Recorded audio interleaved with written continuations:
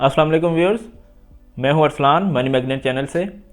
आज की क्लास में हम सीखेंगे डायरेक्ट सिलेक्शन टूल के डायरेक्ट सिलेक्शन टूल का यूज़ क्या है और इसके क्या क्या फंक्शन है और ये किस लिए यूज़ होता है। जैसा कि हमने पिछली क्लास में सीखा था सिलेक्शन टूल, और वो टोटली हमारा आइकन्स के रिलेटेड था, और ये जो डायरेक्ट सिलेक्शन टूल है ये हमारा एंकर पॉइंट्स के रिलेटेड है। तो आज की क्लास में हम सीखेंगे एंकर पॉइंट्स क्या होते हैं और ये डायरेक्ट सिलेक्शन टूल क्यों यूज़ होता है एंकर पॉइंट्स के लिए। तो चले चलते हैं लैपटॉप की स्क्रीन पे। क्लास स्टार्ट करने से पहले अगर आपने मेरे चैनल को सब्सक्राइब नहीं किया तो प्लीज़ सब्सक्राइब कर लें ताकि मेरे आने वाली वीडियोस का नोटिफिकेशन आप तक पहुंचता रहे। तो आज की क्लास हमारी जो है वो डायरेक्ट सिलेक्शन टूल है कि डायरेक्ट सिलेक्शन टूल के फंक्शन क्या है और ये डायरेक्ट सिलेक्शन टूल किस चीज़ के रिलेटेड है।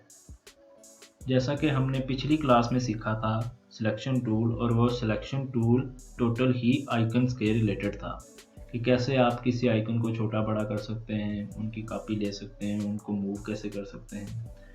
इसी तरीके से हमारा जो डायरेक्ट सिलेक्शन टूल है ये किसी भी एंकर पॉइंट के रिलेटेड होगा कि एंकर पॉइंट्स को हम सिलेक्ट कैसे कर सकते हैं, उनको मूव कैसे कर सकते हैं और उनको राउंड कैसे कर सकते हैं, और चौथा फंक्शन हम उसको कॉर्नर में कैसे कन्वर्ट कर सकते हैं। तो सबसे पहले हम समझते हैं कि एंकर पॉइंट है क्या। तो उसके लिए मैं आप ये लाइन सेगमेंट टूल पे आया। लाइन सेगमेंट टूल से मैंने शिफ्ट प्रेस करके मैं स्ट्रेट लाइन लगा रहा हूँ। शिफ्ट या तो आपको प्रॉपर सर्कल के लिए शिफ्ट की ज़रूरत पड़ेगी, प्रॉपर स्ट्रेट लाइन लगाने के लिए आपको शिफ्ट प्रेस करना पड़ेगा।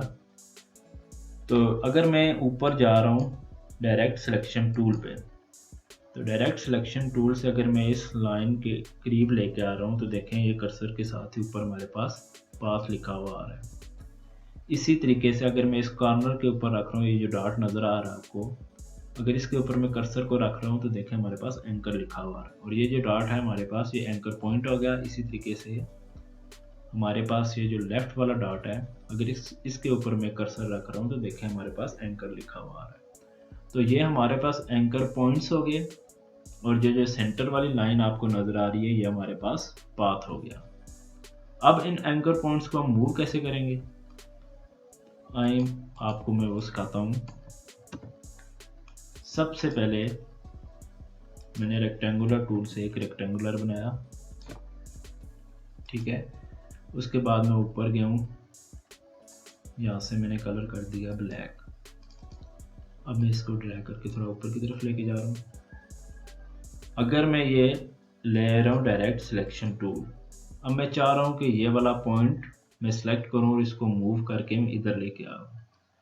तो डायरेक्ट सिलेक्शन टूल से आप इस पॉइंट को सिलेक्ट करेंगे, जो मैं इसके ऊपर क्लिक कर रहा हूँ उसके बाद मैं इसको ड्रैग करके इधर लेके आ सकता हूँ। एक तो आप एंकर पॉइंट को सिलेक्ट कर सकते हैं, दूसरा फंक्शन आप उस एंकर पॉइंट को मूव कर सकते हैं। इसी तरीके से अगर मैं इस पॉइंट को मैं सिलेक्ट कर रहा हूँ तो मैंने एक बार क्लिक किया, ये सिलेक्ट हो गया, दूसरी बार मैं इसको ड्रैग करके लेके आगे पीछे जा सकता हूँ। जबकि सिलेक्शन टूल कोई भी एंकर पॉइंट सिलेक्ट करके नहीं देगा और ना ही वो एंकर पॉइंट को मूव करके देगा, बल्कि वो आपका पूरे का पूरा आइकन मूव करेगा।